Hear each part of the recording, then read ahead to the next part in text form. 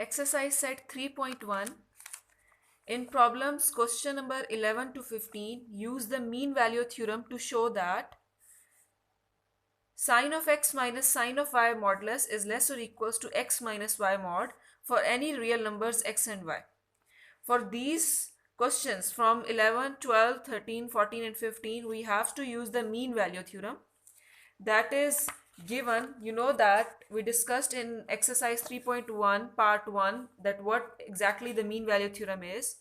For proving these questions from 11 to 15, we may use the mean value theorem.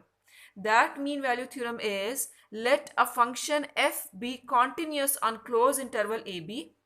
For proving that questions, we need to fulfill these properties. And then we will come to this point to prove that equation given in that question. First of all, we have to select a function out of that question, and then we have to show that it is continuous on that closed interval and it is differentiable on open interval. This open interval can also be written as small brackets ab. Then there exists a point C in this open interval such that the function value that you have written, put the final interval value b value in it minus initial value of interval in it divided by final minus initial value of that interval equals to f dash of c. You have to take the derivative of the function and put in that derivative function the c value, and c is basically you have taken it out of this interval. So using this theorem, we have to prove question number 11 to 15 of exercise 3.1. First of all, you have to select the function out of that question. Then you have to prove that it is continuous, and you have to see that it is differentiable in open interval, and then you have to let a point C out of the interval, and then you have to calculate this value, that is f of b minus f of a divided by b minus a, that will be equals to f dash of c. After finding this equation, we will rearrange this equation and we will just prove that questions that is included in this part. So let's start from question number 11. That is, we have to prove this sine of x minus sine of y mod is less or equals to x minus y mod for any real numbers x and y. And you have to use the mean value theorem here. So starting from question number 11.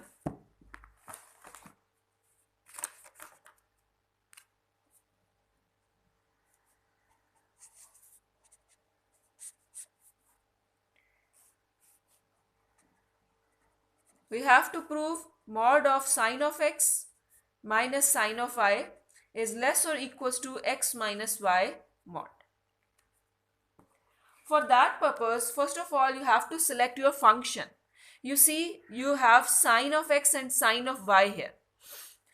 We will use at the end the equation of the mean value theorem, f of b minus f of a over b minus a, that will be equals to f dash of c.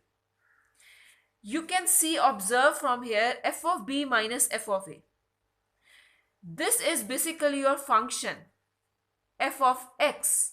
But don't use x here because x and y are already given here. So we can let here f of t equals to sine of t. Now you need here f of b minus f of a. And this is sine of x minus sine of y. In place of t, here it is written x, and in place of t, here it is written y. So it means our interval is x to y. And our function is f of t is equals to sine of t. So you have let here f of t equals to sine of t. And you know that this f of t is continuous. F of t is continuous in closed interval xy. You know that the sine curve is, we will give you always the continuous values in the whole real numbers value from x to y. Mostly the discontinuities are normally in the tangent functions, trigonometric, but sine, cos all gives the possible answers, so they all are continuous on the intervals. F of t is continuous in this interval, and also f of t is differentiable It is differentiable in open interval x to y. Now, the first two postulates are satisfied, so there will exist a number here such that you can take the derivative on that number as, let's suppose z belongs to closed interval xy. I have taken in place of c the z value here according to this x, y and then z. Let's suppose z belongs to this interval. Now take the derivative of the function, that is f dash of t, that will be cos of t. Put in it z, we will get cos of z here.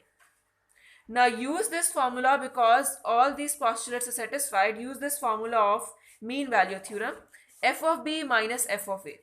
That is basically f of y minus, you know that b is y here. So it will be f of y minus f of x divided by y minus x equals to f dash of z. F of y, f of t is sine of t, so f of y will be sine of y. So it will be sine of y minus sine of x divided by y minus x is equals to f dash of z is cos of z here. Taking modulus on both sides, because we need mod here, we will get sine of y minus sine of x divided by y minus x mod is equals to cos of z mod. Now I need this thing, this x minus y on the right side. So I'm just moving this y minus x on the right side. It can be written as sine.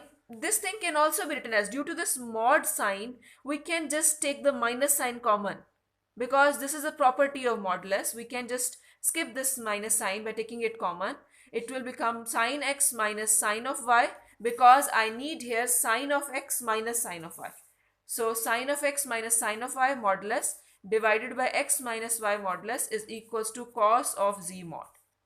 Now move it on the right side, it will become sine of x minus sine of y modulus is equals to x minus y mod into cos of z mod.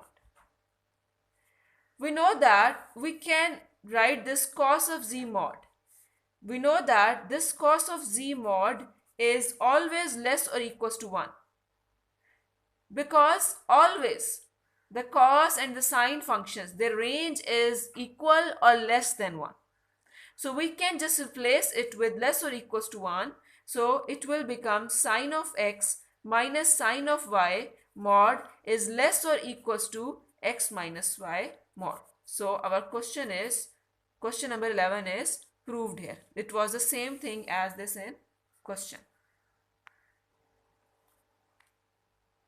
Now come to question number 12. Prove that mod of cos ax minus cos bx divided by x is less or equals to mod of b minus a. Now we have to let the function out of it. This is cos of x will be the function. Let f of t equals to cos of t. Now here you see we have ax and bx. So our interval could be from ax to bx. Our interval could be ax to bx. Now f of ax will be cos of ax. F of bx will be cos of bx. You know that this function is continuous and it is differentiable on this open interval. So we can apply the mean value theorem here. You know that f of t, before this thing, we must write this thing here before, and then if it is valid, then we can find the values at these intervals. F of t is continuous on closed interval AB, and f of t is differentiable on open interval ax bx. So it means the mean value theorem is valid. So there exists a number So there exist, so mean value theorem is valid. Therefore, there exists a number z such that z belongs to this upper interval ax bx. Now we will find f of ax and f of bx, and we need f dash of t as well. So just find the derivative of the function. That is, the function is f of t is equals to cos of t. So f dash of t will be minus sine of t. So f dash of z will be equals to minus sine of z. Now using the formula of the mean value theorem, that was f of b minus f of a. F of the second value in f minus f of a, that is f of bx minus f of ax over bx minus ax equals to f dash of z. So it will be cos bx minus cos ax divided by bx minus ax is equals to minus sine of z. It can be written as cos of bx minus cos of ax over x into b minus a is equals to sine of minus z. You know that this is the property of sine function. It is an odd function, so it can be written as, the negative sign can be written as with this angle. Now taking the modulus on both sides, we will get cos of bx minus cos of ax divided by x into b minus a is equals to sine of minus z modulus like this. Now we can move this thing. We don't need b minus a here. We just need x here. So just move b minus a on the right side. It will become cos of bx minus cos of ax over x mod is equals to b minus a mod into sine of minus z mod. Again, you see this thing is always less or equals to 1. So we will write it like, since always sine of minus z mod is less or equals to 1, so this implies cos of bx minus cos of ax over x mod is less or equals to b minus a mod. So our this question number 12 is proved using the mean value theorem. Now move on to question number 13.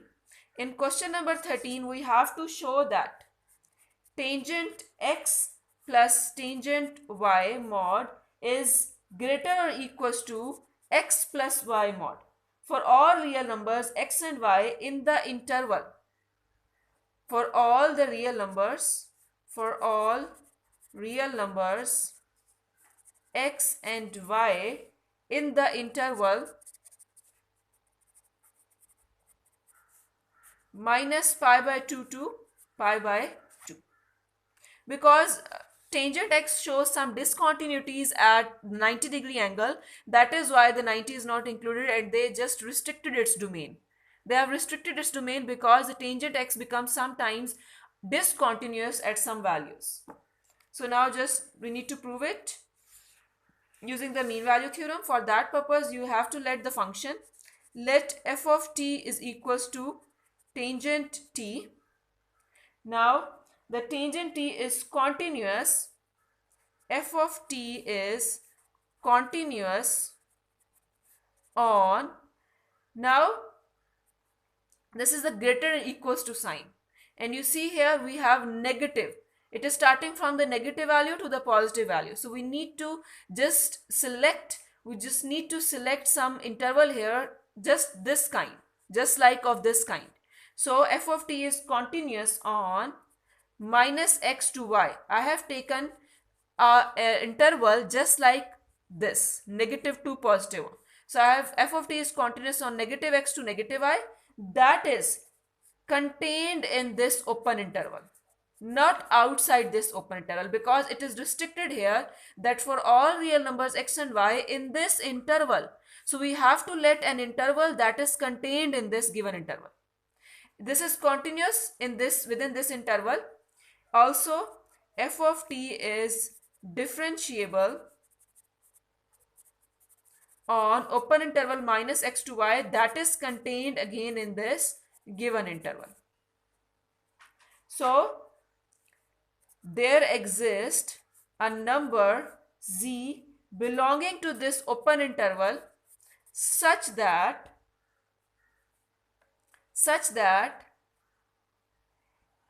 f of y minus f of x divided by y minus x is equals to f dash of z. This is the formula for mean value theorem. So we need to find down the values now one by one.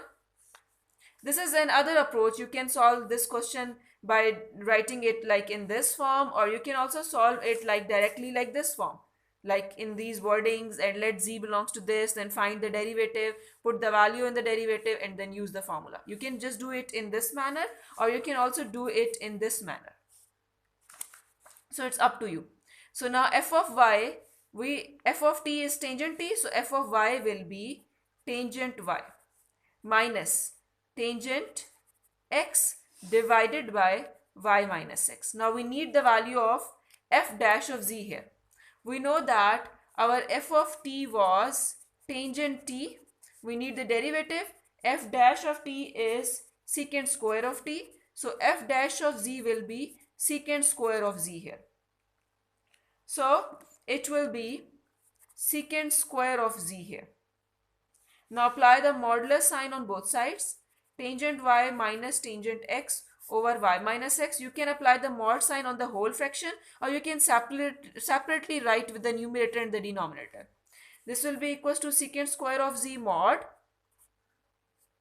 Now it can be written as tangent y minus tangent of x mod is equals to y minus x mod and secant square of z mod. Now we need here x, tangent x. Okay, one thing that we missed here, our interval was on minus x and y. We have here minus x, not fx. So f of minus x is tangent of minus x, and that is equals to minus tangent x. And minus will become our plus here. Same here down. Here we have to write b minus a, that is second minus first one. So second minus first one will be like this, y minus minus x. So it will be y plus x. So this you have to make this correction. Yeah. Now we got tangent y plus tangent x mod is equals to y plus x mod and mod of secant square of z. We know that secant square of z mod, cos of z mod is always less or equals to 1. But secant of z mod is always greater or equals to 1. So due to this secant square of z, we will get tangent of y plus tangent of x mod is greater or equals to y plus x mod. Because this secant square of z mod is always greater or equals to 1. So we just got our answer that is the same as the question. So it is proved the question number 13 using the mean value theorem. For question number 14, we have to prove 1 plus x raised to power a is greater than 1 plus ax, where a is greater than 0 and x is greater than 0. We know that this is the Bernoulli's inequality. 1 plus x raised to power a is greater than 1 plus ax. This is Bernoulli's inequality. We need to prove the Bernoulli's inequality using the mean value theorem, but with different approach here, because we don't have a simple function here like we were just letting the function in question number 11, 12 and 13. So just we have to solve it using some different approach. Let your function f of x, just move this whole right side on the left side and let it to be complete function. Let f of x is equals to 1 plus x raised to power a. This thing minus this whole thing. If you move it on the left side, it will be minus 1 plus ax. Just let it equals to your function. If we put in place of x0 here, if we put in place of x0 here, we will get 1 plus 0 raised to power a minus 1 plus 0. That will be 1 raised to power a minus 1, and you know that 1 raised to power any 1 having any power will always be equals to 1. So you got f of 0 is equals to 0 here. And f satisfies, this is some kind of polynomial function. F satisfies the mean value theorem, that is f of x is continuous on the closed interval. We have to let some interval here. Let's let that starting from 0 to x. F of x is continuous on 0 to x because we just checked it on 0 and it is continuous, giving us some continuous answer. Also f of x at x value is continuous. So f of x is continuous on closed interval this, and f of x is differentiable on open interval 0 to x. So we need to find here this f of x. Our f of x mean value theorem, using mean value theorem, f of b minus f of a over b minus a is equals to f dash of c. For that, now the first two postulates are satisfied. So there exists a number c belonging to 0 to x such that our this formula exists. And this is f of x minus f of 0, because our interval is from 0 to x, over x minus 0 is equals to f dash of c here. Now f of x is the same thing, that is 1 plus x raised to power a minus 1 plus ax minus 0 divided by x is equals to f dash of c. Now we need to find out the value of f dash of c here. For that purpose, we find the derivative of f of x. Our f of x is 1 plus x raised to power a minus 1 plus ax. Find the derivative.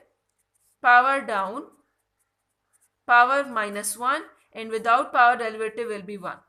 Minus here the derivative will be 0 plus a. So just open it, we'll get a into 1 plus x into a minus 1 and minus a here. But we need here f dash of c. So just replace x with c. We'll get a into 1 plus c raised to power a minus 1 minus a, like this. We'll get 1 plus x raised to power a minus 1 plus ax. This x is dividing with this whole thing, multiply it on the right side. We'll get x into a into 1 plus c raised to power a minus 1 minus a. Now we know that in our question a is greater than 1 and x is greater than 0. Since a is greater than 1 and x is greater than 0, this implies our right side is greater than 1. X into a into 1 plus c raised to power a minus 1 minus a is greater than 1. So it means this thing is greater than 1. 1 plus x raised to power a minus 1 plus ax is greater than 1. Now just move this thing on your right side. We will get 1 plus,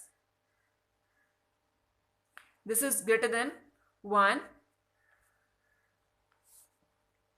A is your greater than 1 and x is greater than 0. So we can write it like greater than 1, and we can also write it like greater than 0 as well. So it will be good if we will write here greater than 0. So it will be greater than 0. We get 1 plus x raised to power a. That will be greater than. Move this negative sign on the right side. This is subtracting, so it will be added here with 0. We will get 1 plus ax. So this was our Bernoulli's inequality, and that is proved here.